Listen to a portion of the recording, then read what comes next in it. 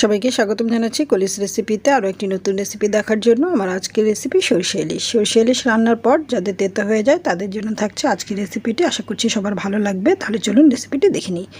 রেসিপিটি তৈরির জন্য এখানে আমি প্রথমেই নিয়ে নিচ্ছি 1.5 টেবিল চামচ সাদা সরিষা। তবে আপনারা চাইলে সাদা এবং কালো সরিষা মিক্সড করে নিতে পারেন। এবার এই সরিষার মধ্যে আমি বেশ খানিকটা পানি দিয়ে দিচ্ছি। পানি দিয়ে সরিষাটাকে 10 থেকে 15 মিনিটের মতো ভিজিয়ে রাখবো। আর এই সরিষাটা ভিজিয়ে রাখার ফলে সরিষাটা বাটার পর তেতো হয়ে যাবে না, আর সরিষা ইলিশটাও রান্নার পর তেতো হয়ে যাবে না, এবং খুব সুন্দরভাবে স্মুথলি সরিষা ইলিশটা বেটে নেওয়া যাবে। আর 2টা কাঁচামরিচ দিয়ে দিলাম। এবার কাঁচামরিচ আর সরিষাটা 15 মিনিট ভিজিয়ে রেখে বেটে নেব। এখানে আমি নিয়েছি 4 পিস ইলিশ মাছ, আর ইলিশের টুকরোগুলো একটু বড় সাইজের, প্রায় 400 গ্রামের মতো হবে এখানে মাছ আছে। মাছগুলোকে ভালো করে ধুয়ে নিয়েছি। আর এখন এর মধ্যে দিয়ে দিচ্ছি সামান্য একটু লবণ দিয়ে ধোয়ার প্রয়োজন নেই, এমনিতেই মাছটাকে ভালো করে ধুয়ে নিলেই হবে।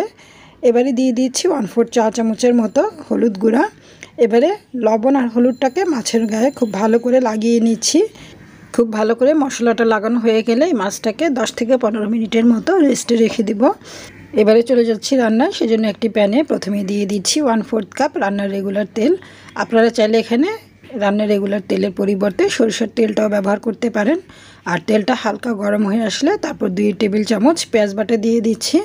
তেলটা অনেক বেশি গরম করে পেঁয়াজ বাটাটা দিবেন না, সেক্ষেত্রে গায়ে ছিটে আসতে পারে। তাই তেলটা হালকা গরম হওয়ার পরে পেঁয়াজ বাটাটা দিয়ে দিতে হবে।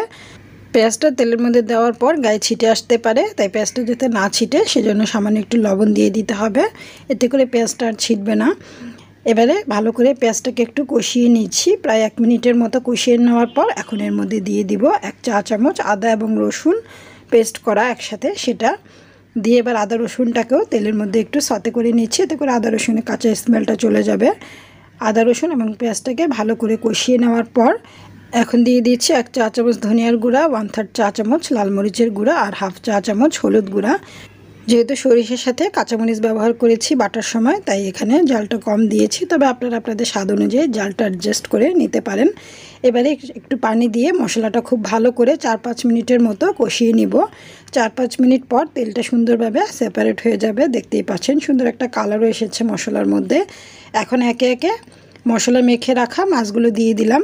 আপনারা চাইলে মাছটা হালকা করে ভেজে নিতে পারেন, তবে আমার কাছে মনে হয় সরষে ইলিশ রান্নার ক্ষেত্রে কাঁচা মাছটা একটু ভালো করে কষিয়ে নিলে সেই রান্নাটা বেশি মজার হয়। এবারে ঢেকে দিয়ে 3 থেকে 4 মিনিটের মতো মাছগুলোকে কষিয়ে নেব। এক পাশ হয়ে গেলে ঢাকনাটা খুলে নিচ্ছি, আর খুলে নিয়ে মাছটাকে উল্টে দিচ্ছি।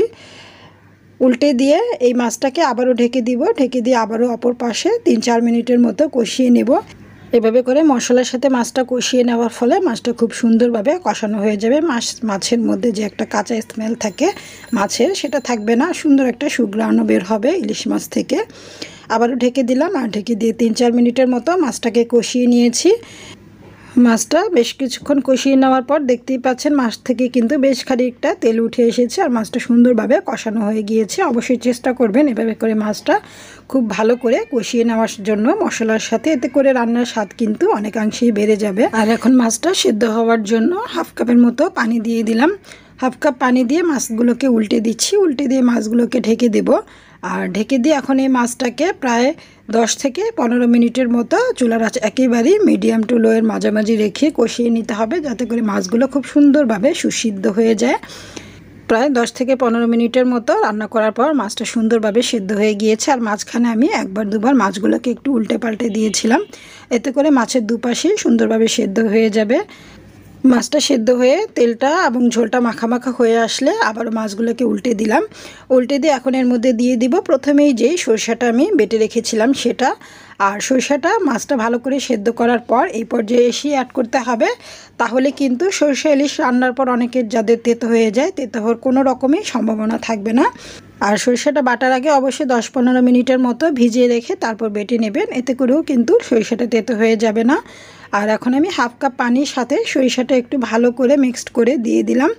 দিয়ে ভালো করে একটু নেড়ে দিচ্ছি। আর এখন এই সরিষাটা চুলার আঁচ মিডিয়ামে রেখে প্রায় 3 থেকে 4 মিনিটের মতো একটু জাল করে নেব, অথবা 2-3টা বলক আসা পর্যন্ত এই সরিষাটা জাল করে নিলেই হবে। খুব বেশিক্ষণ কিন্তু জাল করা যাবে না, তাহলে আবার সরিষাটা তেতো হয়ে যাবে। আমি 2-3 মিনিটের মতো জাল করে নিয়েছি। আর এখন চুলা থেকে নামিয়ে নিচ্ছি।